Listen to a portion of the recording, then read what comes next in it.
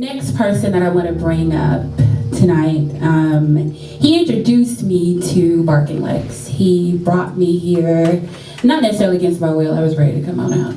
But, and it's been a great journey ever since. It is my honor, my pleasure, my giggly. I'm so excited. Marcus Ellsworth, let's go. Evening, y'all. Amen. So, the past couple of months that I've come up here on this stage, I've gotten in the habit of telling stories. Wow. Well, so tonight, we're not going to do anything different. We're going to stay in that vein, and I'm going to tell you another story. But this, it might be a little out of season, but I don't care. I'm going to tell y'all a scary story. Ooh, I know, right? You see, everywhere has their urban legends. From hook-handed serial killers coming at car doors to the call came from inside the house. Well, 5 years ago, I was living in Haiti. And in my time there, I learned about some of those urban legends that they have. And there's one that a friend of mine told me one night when we were drunk on the beach, like you do. You see, in Haiti, instead of having taxi cabs, they have these things called tap-taps, which are these trucks and buses that everybody rides on, to get to where you gotta go. But there is a particular story about a particular tap-tap. See, they run at regular times. They don't run very late into the evening. They're mostly in the morning, through the day, and in the evening, supposed to get home from work. But if you find yourself stranded on the roads, especially outside of town, off in the country, sometimes they say that you'll see a black truck come rolling down the road. A tap-tap. Even if it's, say, around midnight, by itself. No one else out there. But you need to get home and you see it, and you flag it down, and you get on board.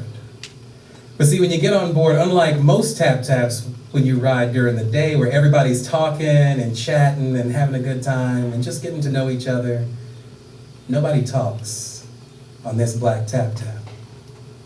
Everybody sits with their heads down looking at their feet. And you tell the driver where you need to get off, and he doesn't say anything. He's just driving. And then the tap-tap starts picking up speed, and you realize it seems like they're going a little fast. Still, nobody says anything. Then you realize they pass you, stop, and you tap on the glass, and you're like, hey, I need to get off back there. And the driver doesn't say anything. And then he'll turn off the road and take you up into the mountains, somewhere where you didn't even think there was a road. And you realize you don't know where you are, and that you're the only one that seems alarmed. Now they say that when this tap-tap gets to where it's going, where it is now taking you, you won't come back. That people sometimes disappear from riding the black tap-tap. Now I'd heard this story a few days before this happened. See, at the time I was traveling with my friend Jeff, and we had been visiting a friend on up the road outside this town called Jacmel. And we were way up in the country, about a good 15, 20 miles from the house we were staying at. And we lost track of time talking with friends like you do, and it got to be late. Got to be real late.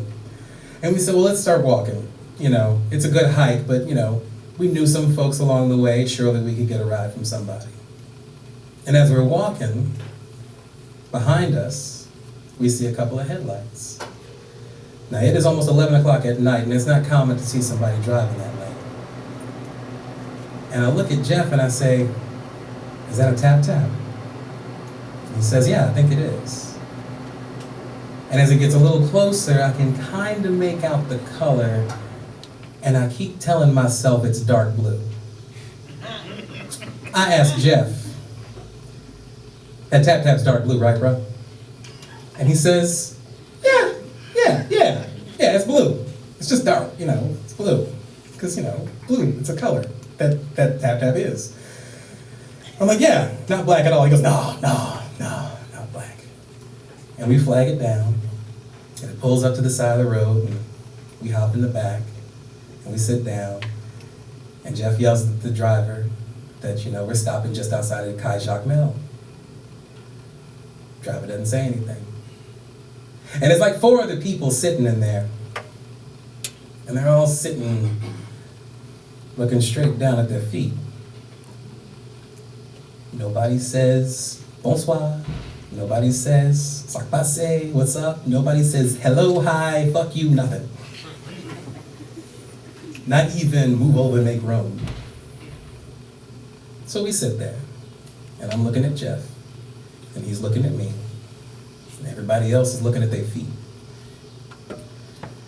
And we're the only car on this road, and I'm looking through the window, trying to keep an eye out before I stop, ready to tap on that glass and tell them, you better stop this thing or I'm taking it over. And it starts picking up speed. And I start getting nervous. And I look at Jeff again and I ask him, are you sure it was blue? And he says, no. No, I'm not sure. And I look around at the people who were there before we got on. 1 woman, 3 men. And they're all just looking at the floor. We've been on this thing for about 10 minutes now. And I can't take the silence anymore because now I need to know. I need to know what this is. So I look at the guy sitting next to me and I say, hey, ça passe, what's up? And he keeps staring at his feet. And the tap tap keeps going faster. And he says back to me, without looking up, "Vous American? You American?" And I say, "Oui, American." "Parlez anglais?" He goes, "Oui." I was like, okay. And he says, "You're not a ghost, are you?" And I say, "No." "Are you?" He says, "No. But I'm not sure about the other 3 on this tap tap."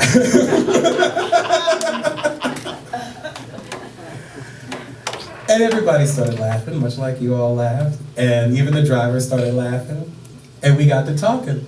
And the funny thing is that the woman was the first one to get on. And she thought the same thing. Is it blue?